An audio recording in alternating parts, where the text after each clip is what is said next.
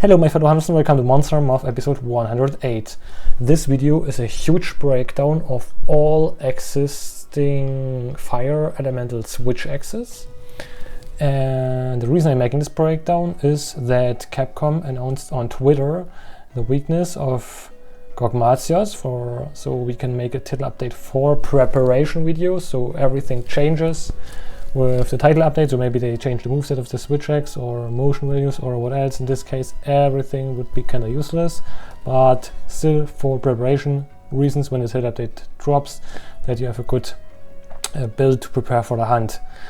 This is not the final. I make another video with dragon element specific comparison, and then a final video with like both build where you can swap between these two weapons without going back to the tent. So as you can see, you need fire weapons to soften the body which is covered in oil for Gogmazios. And they recommend fire Archean weapons or the weapons of monsters. The weapons of monsters. From what else you got weapons? Okay, could be a good match. So I got giggling when I read the second part, but okay. So we will check out what is the best possible set combination we can use and what else. So as you maybe already seen, I did some morph on this tab, drop a link at the bottom below, with Scorcher and White Flame, also element absorption, element conversion and a bunch of other stuff.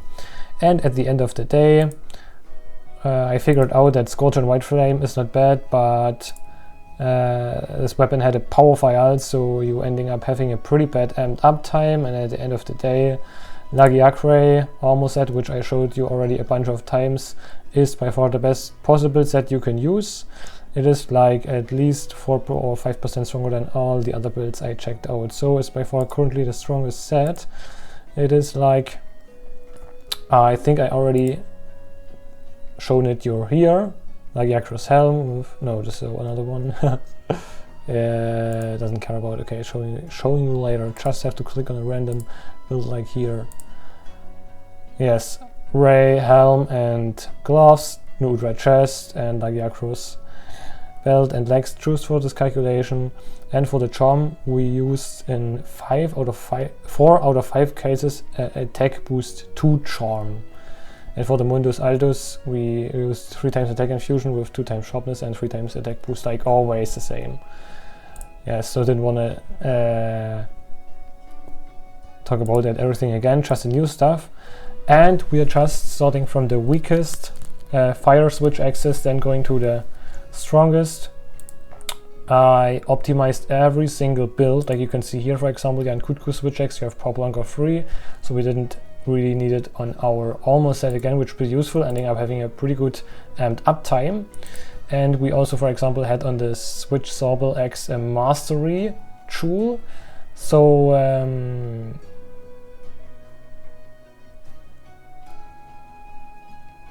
okay, yeah, for the better sharpness management, I'm going to show this you a little bit later. I also added here the hits of white sharpness, so don't be confused with that. So you need at least 150 hits. Yeah, it was a little bit complicated because of handicraft.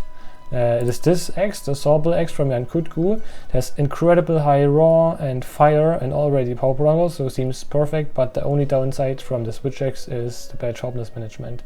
So we can't hit any hits of white naturally, so we have to use additional handicraft skill. And considering we are using a set with extremely high affinity, it was worth it to use the mastery tool, so we didn't have to squeeze in as many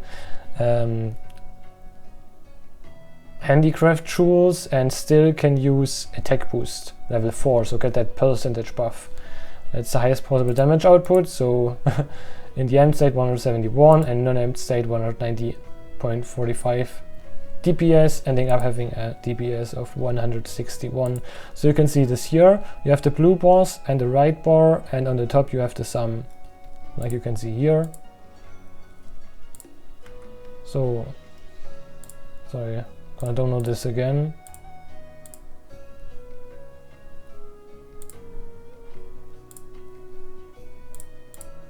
Okay, so starting now from the lowest one, as you can see, in the end state 137 damage, and in the non-end state 223.9. Yes, and as you can already see, the problem with the power files is they are spending too much time in the non-empt state, and that is the reason why they are performing a lot worse than expected, even if they have power prolonger level 3 maxed out on all weapons. Next weapon is Nu Udra weapon. Has rapid move on it, which is pretty useless. So we're using on this set power prolonger level 3, yes, to get 65% uptime. Damage output isn't that bad, to be honest, but the sharpness is pretty bad, which I'm also showing you here. This is the switch axe. Element is a little bit bad, a worthless skill on the axe, and sharpness is pretty bad. Also, the affinity is negative. And that's the reason why we are only getting a DPS of 162, including the amped uptime. So now it gets a little bit more interesting with the Guardian Rathara switch axe, which the Elemental Fayal has. I really like the fact that it has Master's Touch, and that's why we are using a little bit different slot edge here. We also have Critical Element, so the mathematically the best way is for the weapon decorations to go for full crit boost as possible. And I also added Power Prolonger level 2 because I think it's enough, and also crit boost level 1 on the deco of the charm, so we can reach crit boost level 5. With, you can close these weapons with this one, the Abirev Blaze Splitter, a bit of white sharpness, elemental fail, and also very good affinity. So we can have like almost unlimited hits of white sharpness, as you can see here, 500 hits of white. So this is the most comfy sharpness I've ever seen. You never need to sharpen or so, it's absolutely ridiculous. Unfortunately, damage output in the M state is not that high as on the other switch axes. It's only 176. 76% uptime because we didn't play with maxed out Power Prolonger. And this giving us ending up in the middle of all axes, having DPS including an uptime with 163.4. So you can see in the M state pretty huge damage output, because we're spending a lot of time in the empty state. Now for the second strongest switch axe, it is the Rathara switch axes. This switch axe already has critical boost level 3. The fire attack is pretty solid, we have great sharpness, so everything seems pretty great on this switch axe.